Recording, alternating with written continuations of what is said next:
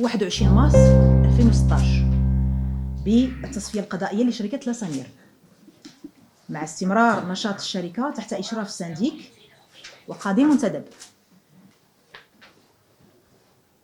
والحكم اللي أيدته محكمة الاستئناف التجارية بالدار البيضاء بتاريخ 1 يونيو 2016.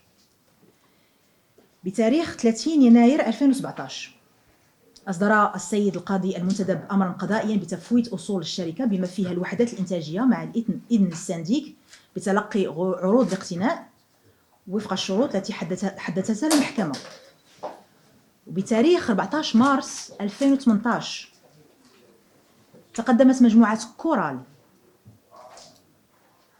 مستثمر باعتبارها المساهم الرئيسي في شركة سامير بطلب أمام المركز الدولي لتسوية منازعات الاستثمار بواشنطن المعروف اختصارا بسيغدي في مواجهة الحكومة المغربية من أجل تعويضها على الأضرار التي لحقتها نتيجة توقف نشاط شركة سامير.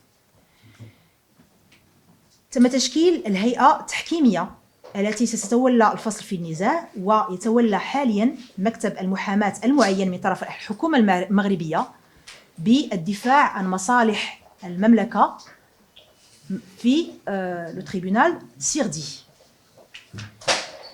فبخصوص قضية مصفات لاسامير تجدر الإشارة إلى أن الحكومة كتعمل على تفعيل ما تراه مناسبا مع مراعاة جوج الحوايج. أولا مصالح العاملين والعاملات في شركة لاسامير، تقريبا 600 في أول مارس 2022 كانوا 600 ديال العاملين والعاملات في لاسامير، مصالح الدولة المغربية ومصالح ليكو سيستيم اللي كان داير في لاسامير في مدينة المحمدية. ففي ضوء كاع الأحكام اللي صادرة في شأن هذا الملف وحنا كنشتغلوا على هذا الملف. باغ دابا غادي نكمل لكم وقل الفرنسية لأن كانت une autre question بالفرنسي à ce niveau. La réflexion, nous sommes en train de la mener au niveau technique, au niveau économique, bien sûr, malgré les deux dossiers qui sont devant les tribunaux marocains et internationaux. Je ne veux pas donner de chiffres sur la valorisation de l'actif industriel, le niveau de maintenance qu'on a besoin d'injecter, etc., etc. Je veux juste vous rappeler que un des auteurs du rapport s'est dissocié du rapport. Bon, il faut poser la question aux auteurs de certains rapports. Donc, on a tout ça pour dire que ce ministère, dans le cas de ce gouvernement, prend en compte tous les aspects liés à cet actif industriel et au capital humain qui est lié à cet actif industriel. Alors, notre travail, c'est de, 1, préserver le capital humain, direct et indirect, préserver le capital industriel, en tenant compte de plusieurs éléments, y compris le développement du secteur du raffinage au niveau mondial. Les raffineries aujourd'hui, qui n'ont pas des marges négatives, mais des marges assez maigres, je peux vous le dire, elles font du 400 000 barils jour. Ce sont des raffinages aujourd'hui très compétitifs, complexes, intégrés à la pétrochimie. Les investissements du raffinage en 2022, je ne parle pas de 2016, je parle de 2022. Donc, considérant dans nos discussions avec les différentes parties prenantes, ce qu'on regarde, c'est la réflexion technique, bien évidemment, la réflexion financière, la réflexion économique. On a besoin de prospective, de veille, de réflexion stratégique sur des investissements qui ont marché et d'autres qui n'ont pas marché. Tout le secteur, y compris certains influenceurs sur les médias sociaux, c'est très important de comprendre qu'on ne vend pas, on n'achète pas, on ne relance pas, on ne réfléchit pas de manière globale sur une région comme le Mohammedia sur Twitter. Il nous faut discuter, on a le technique, on a les chiffres, on a les marges, et là on peut discuter.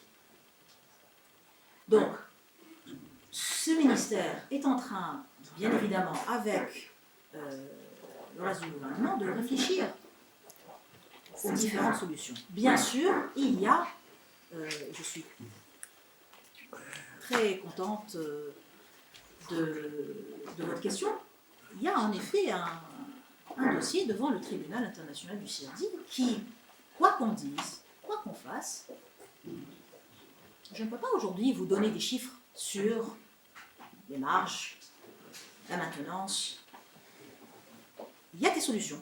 Nous sommes en train de réfléchir à des solutions. En effet, nous ne sommes pas en train d'attendre la fin de ce que va décréter le tribunal international au CIRDI. Nous réfléchissons, mais ce sont des solutions, encore une fois, je suis désolée de vous décevoir, techniques, économiques, financières. Il va falloir parler avec moi. Au niveau du CIRDI. Ah ben, il faut demander à l'avocat qui suit le dossier. Hein. Ils sont en train d'écouter les témoignages des uns et des autres, mais il faut demander à l'avocat qui défend les intérêts du Royaume du Maroc. Donc, mais j'insiste sur cette dernière partie de ressources humaines.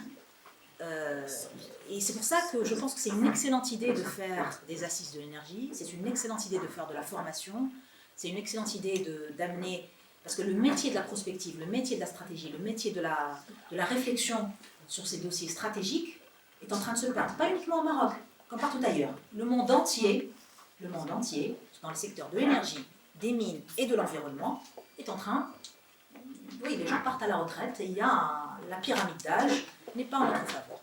Les investisseurs qui veulent acheter Hadouli, qui veulent acheter la Samir, posez-leur la question directement. Posez-leur la question directement. Qu'est-ce qu'ils demandent?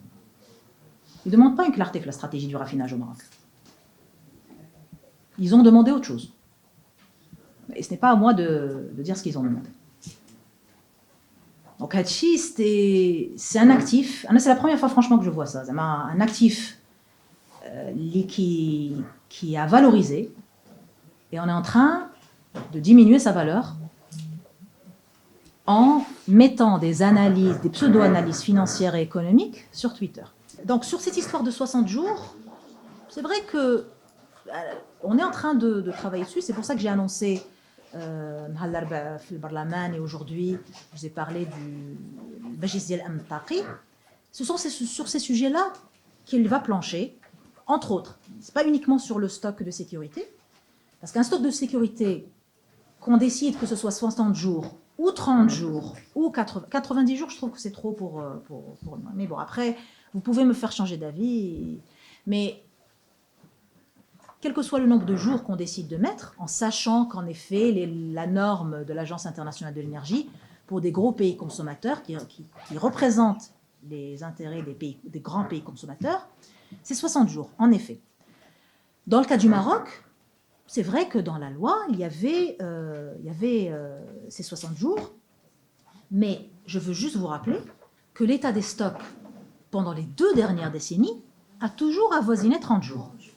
A toujours avoisiné 30 jours, en moyenne. Alors après, vous avez des fluctuations. Par exemple, la dernière fluctuation qu'on ait eue est due principalement à la météo.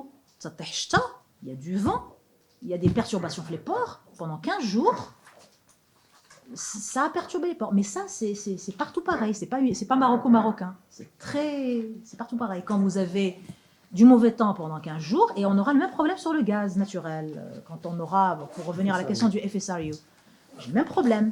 On me dit, il y a le problème de la houle sur la côte atlantique. On ne choisit pas la géographie, c'est comme ça. Donc, en plus des 30 jours, qui était le cas pendant les 2 dernières décennies, les opérateurs nationaux, en plus de ce stock de sécurité, ils sont engagés financièrement, ils ont des contrats financiers sur 30 à 45 jours supplémentaires qu'ils peuvent activer pour garantir la livraison pendant les prochains mois. Et ça, ils le font de manière... C'est du roulement, hein. C'est de manière automatique. Donc, le problème du stock de sécurité aujourd'hui n'est pas, wesh, est-ce qu'on active est-ce qu'on augmente à 60 jours? Encore une fois, moi, franchement, ça me crève le cœur quand on me dit il faut augmenter aujourd'hui 90 jours quand le prix du baril est à 120 dollars. J'ai envie de dire, où est-ce que vous étiez quand le prix du baril était à 20 dollars? Bon. Je suis désolée. Là, vous arrivez à un moment où il y a une triple crise mondiale, sanitaire, problèmes sur les chaînes d'approvisionnement qui ne sont pas dus à la guerre, qui sont dus en partie à la guerre, mais qui ont commencé depuis mars 2020. Le problème des chaînes d'approvisionnement. Et on arrive là, et c'est là on dit ah non, on veut augmenter notre stock à 90 jours. Bon, il y a juste un petit problème de bon sens ici. Encore une fois, c'est pas sur Twitter qu'on va prendre ce genre de décision. Donc c'est pour ça que nous avons bataillé au sein de ce gouvernement pour créer ce conseil de sécurité énergétique pour réfléchir de manière que ce soit beaucoup plus automatique et réfléchir aux problématiques de hedging, à plusieurs problématiques. Je vais vous annoncer plus tard quelles seront les prérogatives de ce conseil. Mais toujours est-il qu'aujourd'hui, on est dans une phase où vous avez un mois de stock, c'est à peu près 1 million de tonnes de produits, c'est 8 milliards de dirhams, minimum, au prix actuel. 8 milliards de dirhams. 8 milliards. Pour un mois. Un mois. Oui, ça pâlit à côté des 23 milliards de l'ONE. En effet. Donc, sur ces histoires de stock, encore une fois, on n'est pas là pour faire le procès de qui que ce soit. On est là pour garantir la sécurité d'approvisionnement de ce pays et le développement durable de ce pays. لا تنسى الاشتراك في القناة وتفعيل زر الجرس ليصلك جديد الفيديوهات من هسبريس.